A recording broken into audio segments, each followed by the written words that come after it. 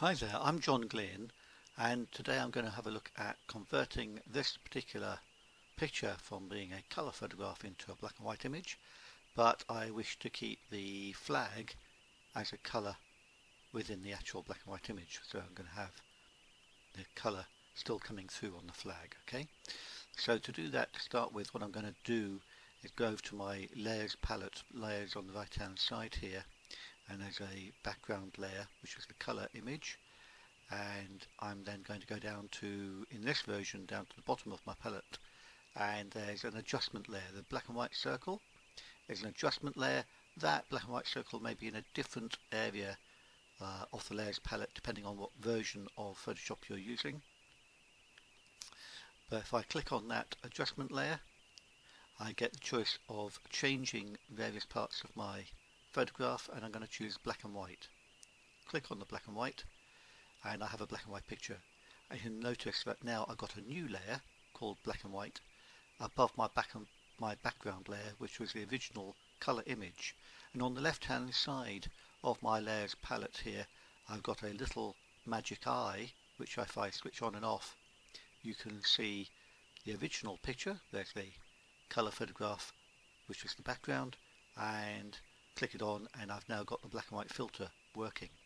Now I actually want to change some of the sky to add more definition to it, and I can do that through these properties, the properties being red, yellow, green, and I've also got blue and magenta filters I can effectively work with to have an impact on the overall look of this photograph. And by adjusting these, you can see that they've all numbered 40, 60, 40, 60, and these will be different depending on your picture.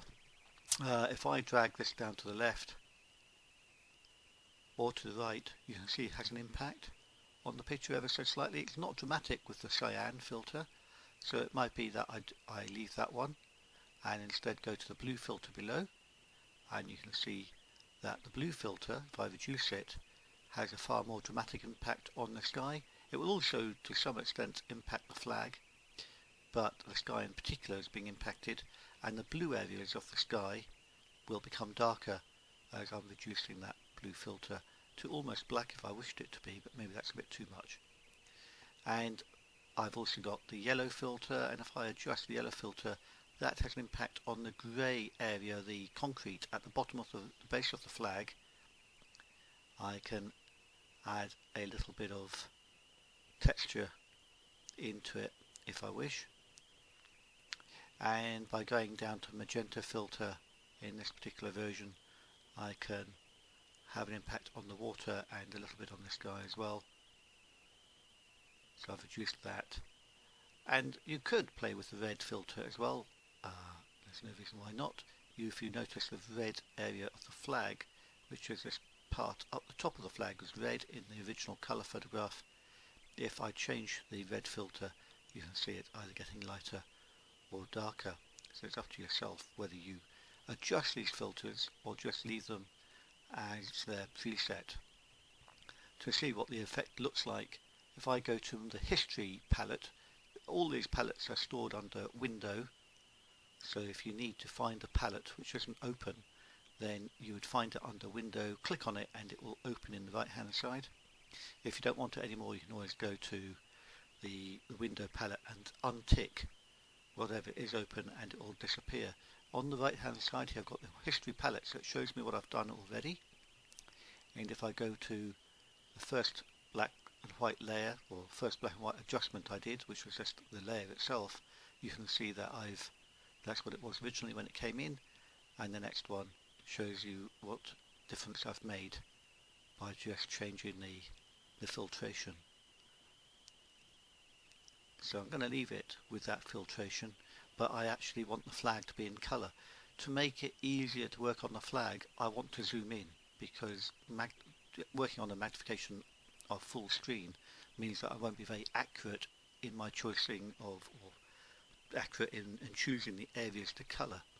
So by zooming in will improve my work and make it cleaner. To do that, I've got a choice. To zoom in, I can use the magnification tool and just zoom in using the magnifier. I could also use the plus and minus on the keyboard to zoom in as well, or the navigator tool. On the right hand side I've got navigator in the toolbar, in the palette, rather, the palette region, navigator palette, and I could, at the bottom of that I have a slider which lets me zoom in and out as well. So there's various ways of zooming in. The control key on your keyboard and the plus and minus at the same time will also let you zoom in and out. Now you want to make it fairly large so that you've got a good area to control. And what I'm going to do next, I can drag this red box around and place it in the right position, is going to do a brush. In the toolbox here on the left hand side of the monitor I've got my toolbox, and there's a tool brush. If I hold that down you'll see there's a tool brush. That's what I'm going to use as the tool brush tool. I've got a brush. The brush is actually pretty big, but it might be fine for various parts of the flag. I can resize that. I can resize it by either going to the top of my tool bar here or above the photograph. Got a choice of options, and I can resize by dragging to the left for the size of the brush. There it is now. If I drag to the right, there it is again, and I'm keeping it to a soft edge so everything bleeds in on this particular brush, and you see it's already hardness is 0, which is fine for what I'm wanting to use it for. And then I'm going to look at my color swatches. Now the color swatches are white and black.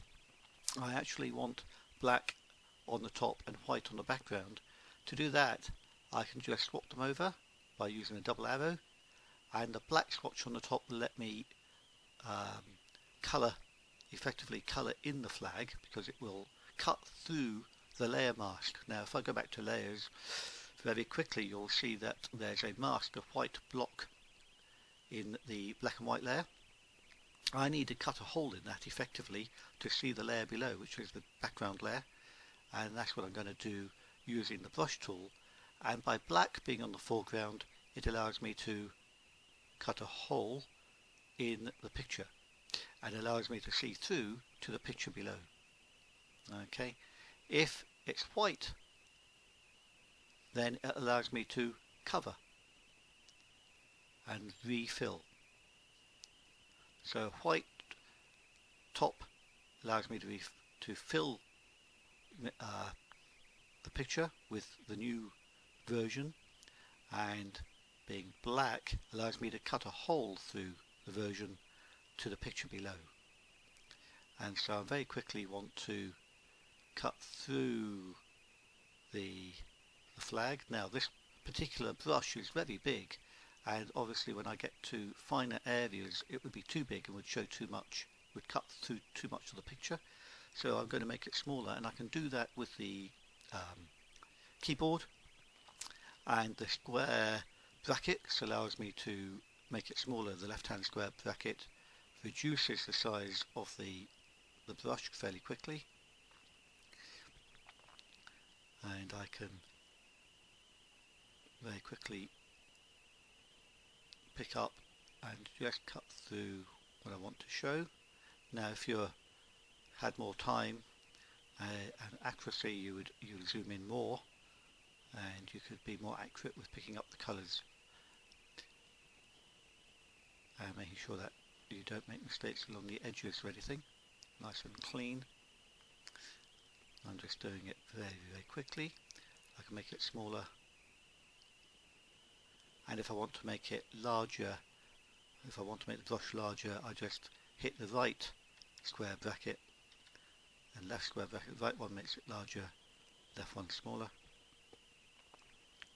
And down here it's red as well, so I need to show that as being a red flag.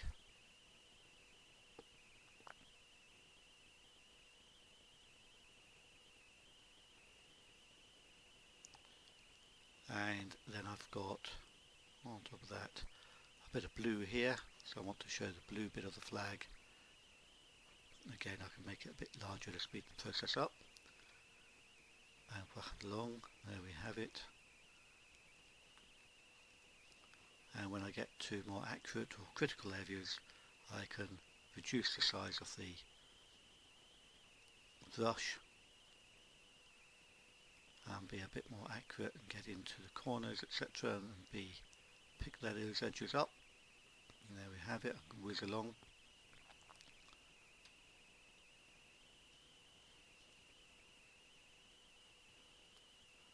And when I'm kind of happy with the overall look, I can then have a look at the whole picture, and I'll do that very quickly by just going to go to the magnification tool, and I'm going to go to fit screen, and there we have my new picture, which is black and white with a coloured flag.